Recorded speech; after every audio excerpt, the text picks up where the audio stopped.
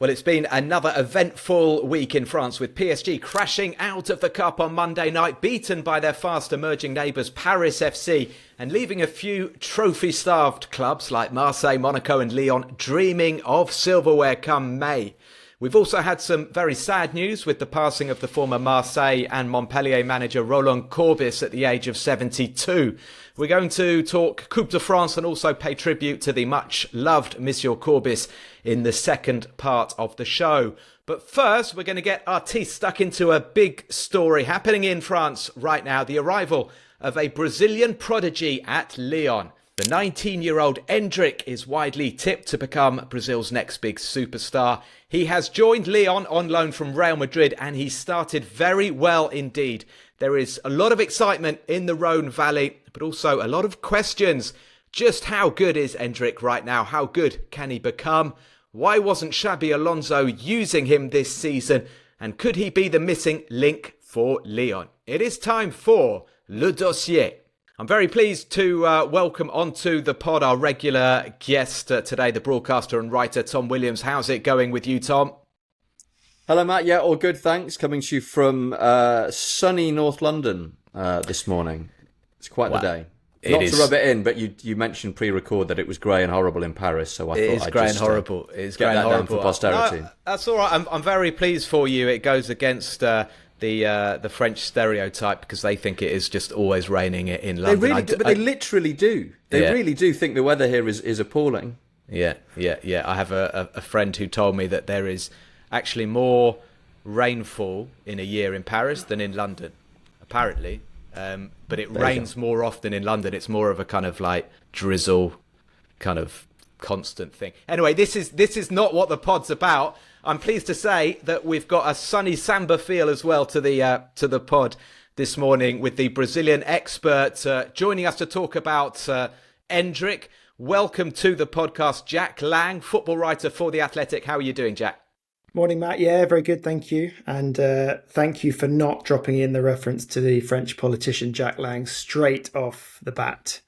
Yes. Although I sense that was probably... It was coming in next. The works, yeah. I just wanted to not reassure listeners, but inform listeners that this isn't the former Minister of Culture in France, Jack Lang. This is the Athletic football journalist, Jack Lang. And we're going to start with a question to you, Jack. We know that Endrick is a big name in Brazil and a big name in Europe now. He's been hyped up, I think, a lot in Brazil ever since he was a little boy. He came through at Palmeiras.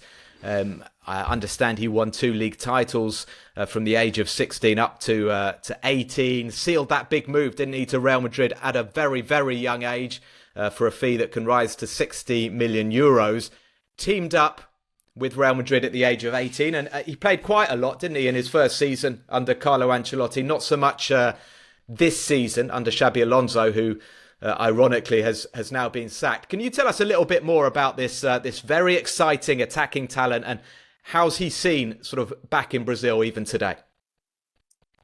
Sure. So Endrick was, when he emerged, which I suppose he became famous 3-4 years ago now, he was seen as kind of one of the gems of the Palmeiras Academy. Palmeiras, one of the historic Brazilian teams, and increasingly a producer of amazing players. They've got a very strong academy system. And Endrick did what pretty much all Brazilian prodigies do, which is shine at the Copinha youth tournament. This is this month-long festival of agents and scouts who all descend on Brazil. It's an under-20 tournament, and it's honestly, you will struggle to find a single Brazilian superstar who doesn't have like, wow, shone at the Copinha on his CV. Endrick did, aged 15, so 5 years younger than some of the youngsters there. Did very well. Then subsequently kind of clawed his way into the Palmeiras first team. 2023 was his big breakout season. Contributed to a title win. Scored not insane numbers of goals. I think 14 in all competitions, but scored some very important goals in the title race. Palmeiras kind of reeled in Botafogo, who were winning for much of the season, and Endrick in the final few weeks of the season played a really big part in that. And then subsequently kind of, played for Brazil the following season, halfway through moved to Madrid when he was 18. During that kind of on-ramp in Brazil, very much loved, not just by the Palmeiras fans, but he seemed to have a personality that really endeared him to fans of all teams, which isn't always possible in Brazil. It's a very, very partisan football culture, even by European standards. I think you'd be surprised at how cutthroat it is. But Endrick was a rare player who kind of united all of these fan bases to some degree. Famous example of him scoring or him playing for Palmeiras and then Flamengo fans asking him for a selfie after the game. And he was like, oh, yeah, sure. That's not that common. I think part of that was his personality. He's quite a lovable, affable kid. Not really a provocateur in the way that some Brazilian youngsters are. So, the counterexamples there, Neymar, Vinicius Junior, players that naturally rub opposition fans up the wrong way. Endrick, not really like that. And also, to some degree, I think there was a desire for Brazil to have a proper striker for the national team, which they haven't done for a long time. So the fact that this guy was coming through, I think people saw in him a potential Brazil number 9. Obviously, since he then left Brazil, things been slightly in limbo. So he's perhaps in the national team, for example, he's dropped down the pecking order. Hasn't played for Brazil for a while, and I think at this stage, probably the World Cup was a big part of his decision to join Lyon, hopefully to get some regular minutes. And there's certainly a place there for him if he plays well, if he gets back to his best form, because Brazil still don't have a nailed-on striker.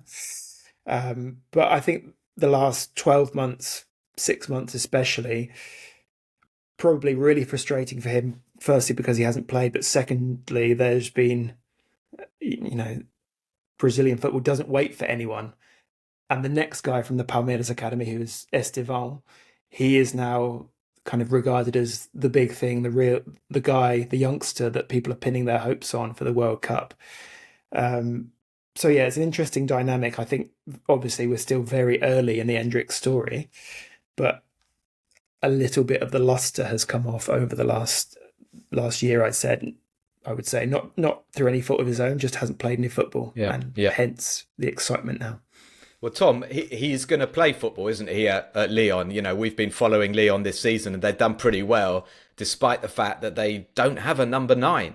And I understand that was absolutely key in Endrick deciding to join Lyon when the agreement was put in place. I think Lyon's hierarchy have been working on this deal since sort of late August, and I think it was Michael Gerlinger, the general manager, who said they didn't want to sign any old number 9 at the end of the window.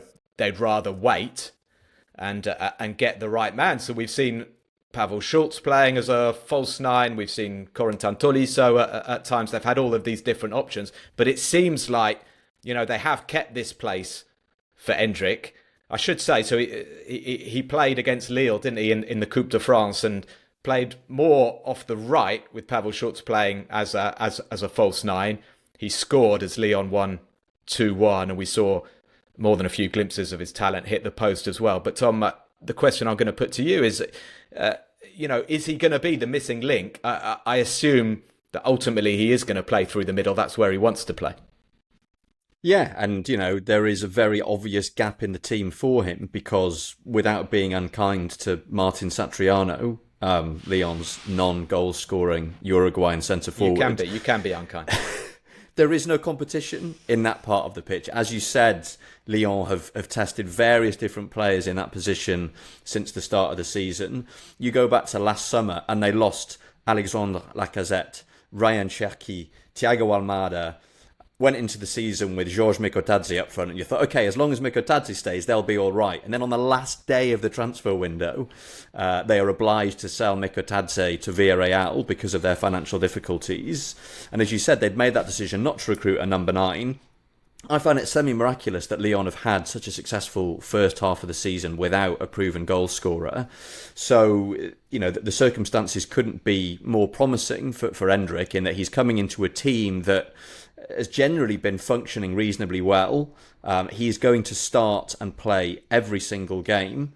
And on top of that, you've got the very rich tradition of Brazilian footballers at Lyon that he's tapping into. Sani Anderson, Juninho, Chris, Claudio Caçapa, and all the rest of it. So, plenty of reasons to think that he could be a success. And there was something really exciting about watching his debut at Lille in the Coupe de France over the weekend. As we know, one of the things that really characterises Endrick as a footballer is his desire to shoot at almost every opportunity. And I think his first touch of the ball, he picks the ball up wide on the right, about 5 minutes in, cuts inside, and unleashes an absolute pile driver that Arnaud Boudard, the Lille goalkeeper, turns onto the post. And you're like, okay, this is it. This is exactly the player we were expecting, doing what we were expecting him to do. And I think the next few months are really exciting for Endrick, but also, for Lyon and Lyon's fans. Jack, can you tell us a bit more about the player, like in terms of what's he like on the football pitch? I was reading a little bit. I know he's played 40 odd games for Real Madrid, so he's not exactly unknown. But I saw a comparison with Sergio Aguero. Is that fair? Is he that sort of striker? Because I couldn't imagine Aguero playing wide right, which is where Endrick sort of started on his debut. Yeah, I think Aguero is a good comparison, actually, and the fact that that doubt that you raise is actually quite an interesting little debate, I think, that does exist about Endrick and his best position. So I think he did play out wide to start with quite a bit, and again for Lyon at the weekend. I don't see him as a winger really per se. He's not jinky. He's not he's a decent dribbler, but he's not someone who will tie a defender in knots. He's quite stocky. Don't get loads of stocky wingers. I see him as more naturally fitting in the centre. He's very explosive is the word that I think comes to mind with him. As Tom said, he's always looking to just create half a yard of space, shoots really powerfully. He can he's not the biggest, but he's quite muscular.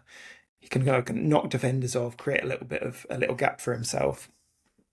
And he's not much of an over elaborator on the ball. He's quite Brazilians use the word objective. I don't know whether they say that in France, but I guess in English we would say someone who's direct, someone who doesn't mess about with a step over when it's unnecessary. He just wants to kind of get the ball in front of him, give it a whack. I think the interesting thing is we've seen a lot of number 9s in Europe. Obviously, football has moved completely away from the strike partnership model, but I look at Endrick and see someone who would really thrive as a second striker, like with a slightly more physically imposing, in terms of height and maybe running the channels, player alongside him. I think that would perhaps be the ideal. We know really that not a lot of teams play like that now. So perhaps he's kind of been shunted wide for... Initially, it was as he was kind of growing into his physique. He was always fairly muscular when he came into the team, but I think he does see himself certainly as a number 9 through the middle. I think that's, as I mentioned before, that's where the opportunities for Brazil lie. I think fundamentally, Brazil have got 55 good wingers, no good strikers really.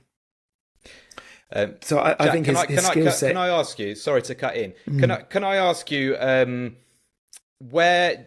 No, sorry. The question I wanted to ask: why did Xabi Alonso not play him more in this first part of the season? Is it a case that Mbappe was the main man through the middle and they had sort of too many other options? I think so. I think Mbappe's obviously he's grown into his Madrid career to a degree that it had a fantastic goal scoring season so far, and I just think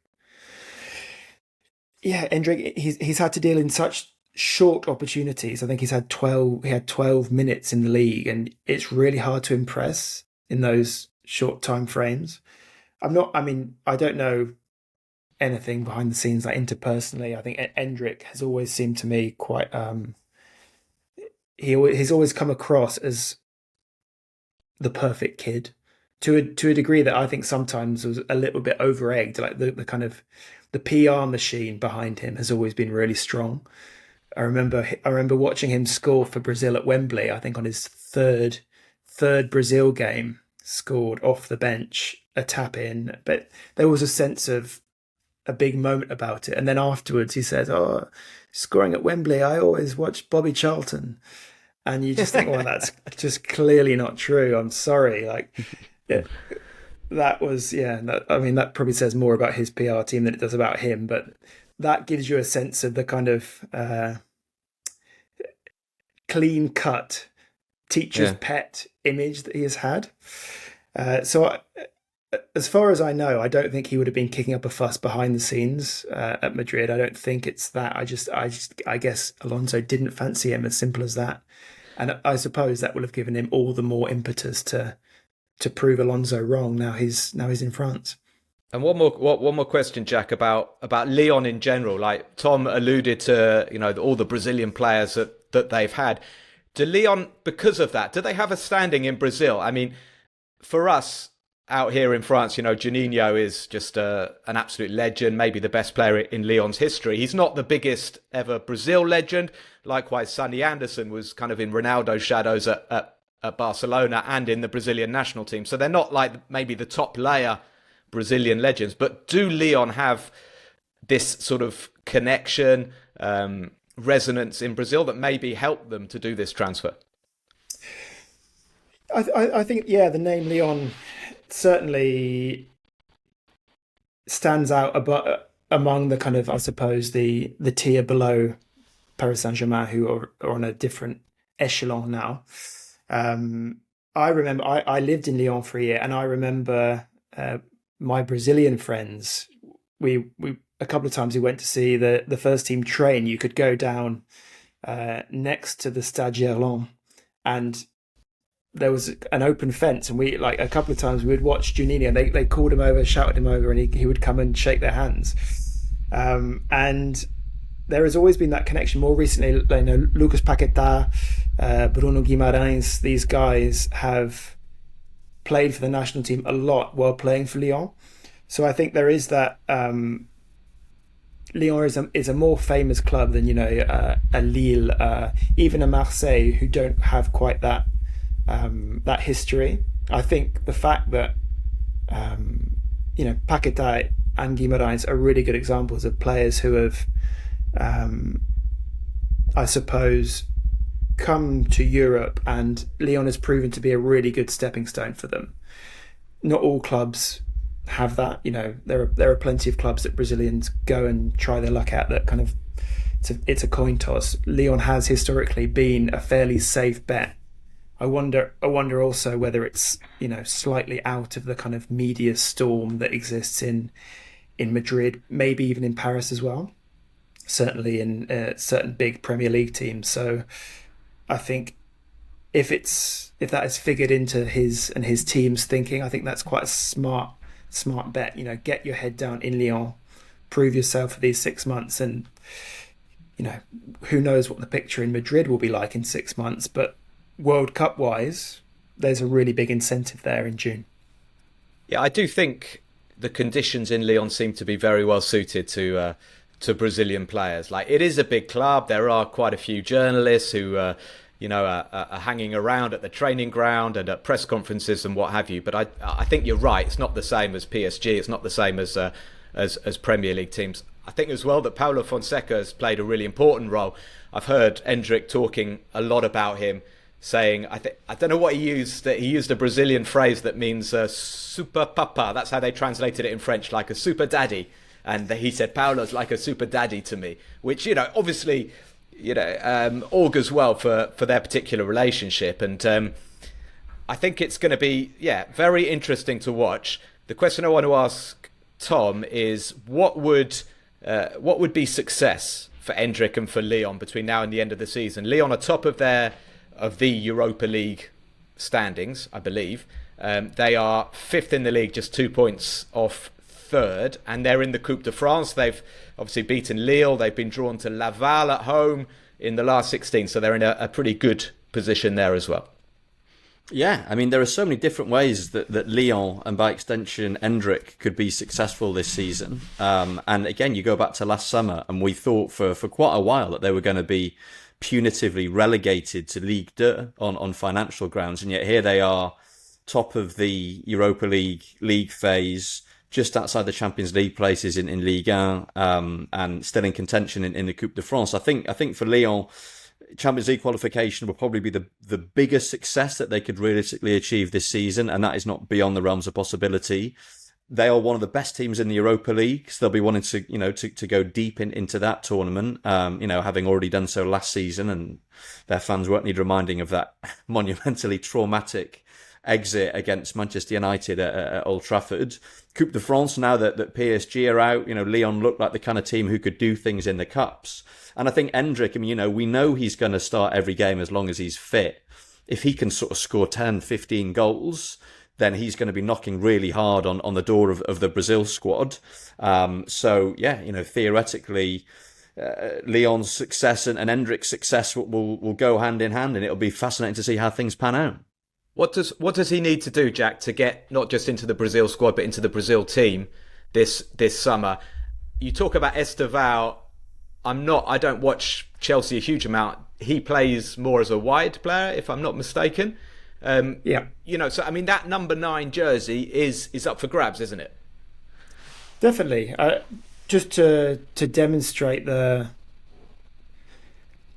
was going to say paucity of options. Actually, there are a lot of options, but none of them has nailed it down. So I would say in the mix right now are, for a central position, this is João Pedro of Chelsea, Richarlison, Mateus Cunha, and in recent games, Vinicius Junior has played centrally as a kind of very quick, piercing, counter-attacking striker with Mateus Cunha behind him. I don't think that is set in stone by any means. Mateus Cunha has not been in great form for the last few weeks for Manchester United. And I think I think goals are going to be the important thing. I think playing is one thing, but what Brazil need there is a reliable source of goals, because Vinicius Junior doesn't score much for Brazil. Rodrigo doesn't score much for Brazil. Rafinha is probably the main goal threat when fit, but obviously not really playing in the central area. So if Brazil could have someone who, let's say Tom said 10 goals. If Endrick scores 10, 12 goals before the end of the season, I would be quite confident of him making that squad at least. Starting lineup it's going to depend on what Ancelotti does, because as I said, there are a lot of options for the kind of attacking berths. Rodrigo, Rafinha, Estevão, Cunha. These are all guys who can kind of all rotate in that area. And I think actually Endrick's versatility is in his favour there. If Ancelotti wants 4 guys who can keep swapping positions, and suddenly Endrick's out on the left, he's out on the right, he can do that. He's not kind of solely, blinkered number 9. He's quite a good link-up player as well. All of that is in his favour, and I think he will be probably pretty gutted that he's gone from the next big thing to, forgotten man is probably a bit strong, but he's certainly, I think, probably overdue a reminder to everyone that, look, forget this Estevão kid, I'm still here as well. And I think, if he can do that, there's no reason why he won't be on the plane. Brilliant. Thank you, Jack, and thank you so much for joining us and providing your insight. I think it was, above all, really nice to hear somebody who can pronounce the Brazilian names properly, because, I think Tom and I would have probably we've been missing that, haven't we? Yeah, this is true. But it's been an absolute pleasure having you on the French Football Show. Is there anything you'd like to plug, any work or any sort of social media handles that you'd like to? You can just check out my work on The Athletic, the website or the app. And I think I'm going to be writing a piece later this week on the Brazil attacking situation. I'm sure Endrick will feature in that. So if anyone would like a little bit more detail on what we've been discussing, they'll be able to see that later in the week. Well, I hope he will feature. Absolutely. Thank you very much, Jack. Thank you.